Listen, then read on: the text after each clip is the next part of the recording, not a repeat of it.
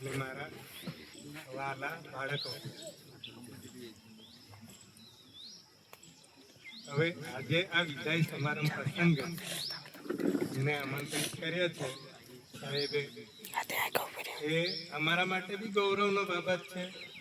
મારે આવવાની અહીંયા ઘણા ટાઈમથી ઈચ્છા હતી, સંસ્થાને જોવાની. સંસ્થાનું નામ સાંભળ્યું હતું કે આવી સંસ્થા પણ આપણા અહીંયા ઇન્ટેરિયર વિસ્તારમાં આવી સંસ્થા પણ સારી એવી એજ્યુકેશન આપે છે, સારું એવું રિઝલ્ટ મેળવે છે.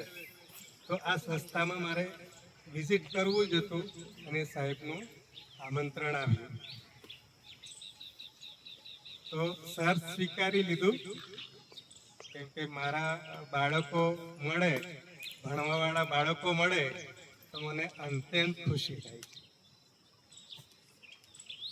હું પણ આ વિસ્તારનો જ છું, ઝુમકટી ગામનો છું અને આ જ વિસ્તારમાં મેં બી શિક્ષણ લીધું છે.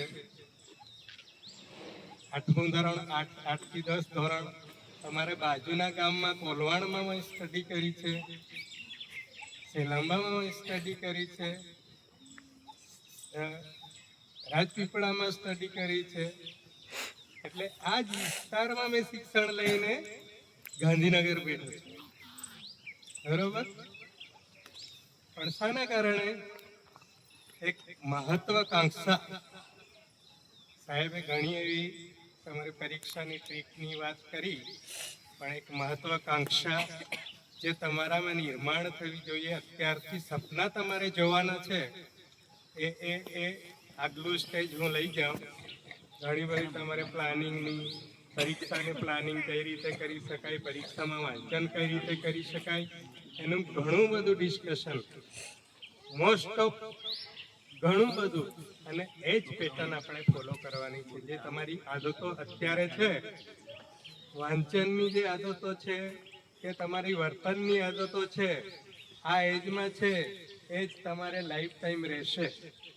એટલે અત્યારથી આપણે વ્યવસ્થિત ના કરીશું તો આપણો આ રીતે જ ઘડતર રહેશે. બરાબર? અને હંમેશા સપના આપણે ઊંચા રાખવાના છે. ભલે આપણે ગામડામાં બેઠા છે, સાહેબ દાખલો છે, હું પોતે છું. હા બેટા, પછી કરજે. અમારી કઈ આર્થિક પરિસ્થિતિ એટલી સારી નહોતી. પરિસ્થિતિનું માટે રડવાનું નથી. અમારી બહેનો સામે બેઠેલી છે, બધું જાણે જ છે, અમારી જોડે જ ભણતા હતા. એટલે પરિસ્થિતિ સારી ના હોવા છતાં સપના ઊંચા રાખ્યા. સપના ઊંચા રાખ્યા એના કારણે એ સપના જ અમને મોટિવેટ કરતા ગયા અને મોટિવેશનને લીધે અમે આટલે ઉપર પહોંચ્યા.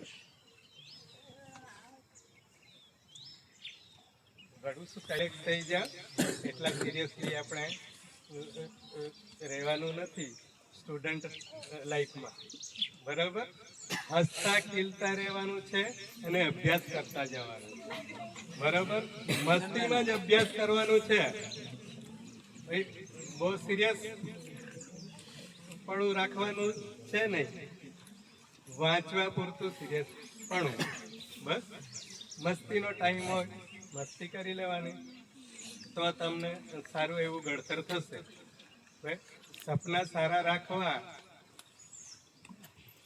લાઈફ તો જીવાનું જ છે, ગમે તેમ રીતે લાઈફ તો જીવાનું જ છે ને, મોટા તો થવાના જ છે ને. આપણે લાઈફ તો આગળ જીવાનું જ છે. આગળ ઘણી બધી લાઈફ આપણી બાકી છે. બરોબર? અને બેટર લાઈફ બનાવવા માટે શિક્ષણ જરૂરી છે. અને શિક્ષણનું મહત્વ તમે સમજો છો એટલા માટે તમે અહીંયા ભણો છો. બરોબર? શિક્ષણનું મહત્વ જાણો જ છો ને. શિક્ષણથી જ આગળ વધાય છે, બીજો કોઈ રસ્તો નથી. શિક્ષણ વગર તમને પ્રગતિ ના થાય આગળ. જો તમે ખેડૂત બનવા માંગતા હોય, એન્જિનિયર બનવા માંગતા હોય કે ગમે તે વોટ એવર નેતા બનવા માંગતા હોય, પણ શિક્ષણ વગર તમને આગળ પ્રગતિ થશે નહીં. શિક્ષણના જે ઓછું શિક્ષણ છે કે એવા નેતા બનેલા છે તે પણ સક્સેસ નથી. બરાબર? એટલે શિક્ષણનું મહત્વ એક છોકરાને કે બધાને ખબર છે, નાના અભણવાલીને બી ખબર છે, કેમ કે એ બી છોકરાને સ્કૂલે મોકલે છે, એટલે એમને બી વાસ્તવિકતા ખબર છે છોકરાનું લાઈફ સારી થશે જો હું સ્કૂલમાં ભણાવીશ તો. મારી તો ગઈ, હવે છોકરો તો બી સારી લઈને જાય, એટલે બધાને અપેક્ષા છે આપણા પર, બરાબર. તો આપણે સારી લાઈફ બનાવવા માટે બેટર કેરિયર બનાવવું પડે. બેટર કેરિયર, બેટર કારકિર્દી, સારી નોકરી શું છે? આપણે આમાં પરંપરામાં જ ચાલતા રહીશું, આપણા પરંપરાગત કામ કરતા રહીશું, તો પછી શિક્ષણનો અર્થ શું? આપણે ભણ્યા હોય તો કંઈક કરવું પડશે ને,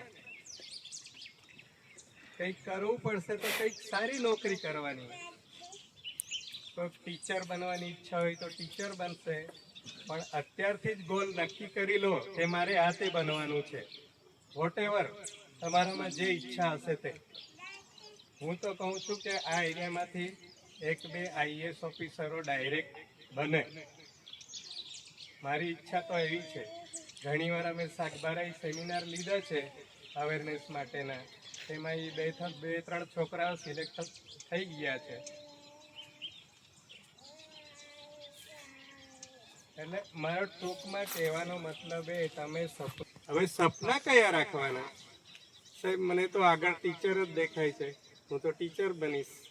આદર્શ આપણે રોલ મોડલ નથી ને અહીંયા, પણ જો અત્યારે સૌથી ઊંચી પોસ્ટ ગણાય, સૌથી ઊંચી પોસ્ટ ગણાય ઇન્ડિયાની, નાના ઓફિસર નથી, સૌથી ઊંચી પોસ્ટ ગણાય.